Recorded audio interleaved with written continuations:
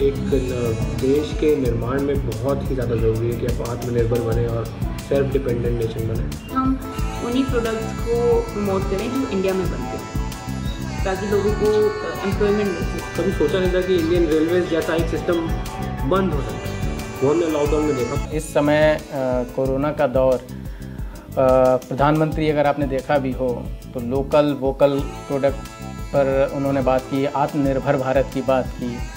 तो आपको क्या लगता है कि ये कितना ज़रूरी हो जाता है ऐसी मुश्किल घड़ी में, और हम इस तरह के चैलेंज को एक्सेप्ट करें?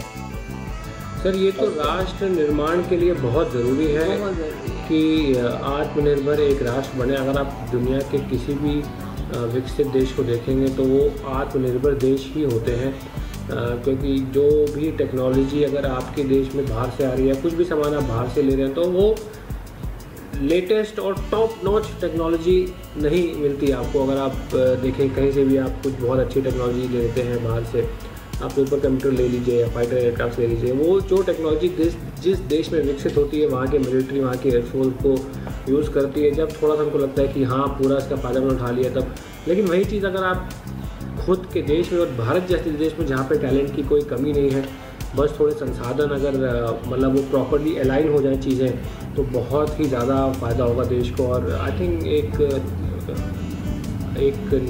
देश के निर्माण में बहुत ही ज़्यादा ज़रूरी है कि आप आत्मनिर्भर बने और सेल्फ डिपेंडेंट नेशन बने।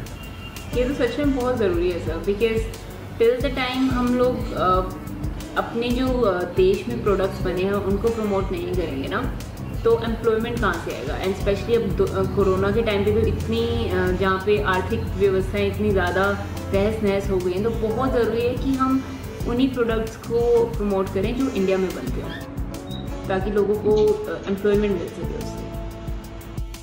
जी, एक और चीज़ की एक और सवाल ये है कि लॉकडाउन जैसा जो पीएम मोदी का फैसला था, सरकार का फैसला था, उसको लेके ये आवाज़ भी उठी कि नहीं लॉकडाउन ठीक नहीं था। आप लोगों को क्या लगता है, चूँकि आप लोग एक ऐसे प्रोफेशन से भी रहे हैं जिन्होंने इस चीज़ को काफ़ी करीब से देखा, फेस भी किया होगा कि एज ए पायलट कि उड़ानों का बंद होना कितना ज़रूरी था, या बाकी पूरे देश को कोरोना कंट्रोल करने के लिए कुछ दिनों तक के लिए होल्ड करना कितना ज़रूरी था? सर, लॉकडाउन जब हुआ तो हमने देखा कि केसेस में कमी थी। और देखिए, मैं तो शुरू से कहता हूँ कि भारत की चुनौतियाँ विश्व की चुनौतियों से बहुत अलग हैं, क्योंकि भारत की प्रॉब्लम्स बहुत अलग है।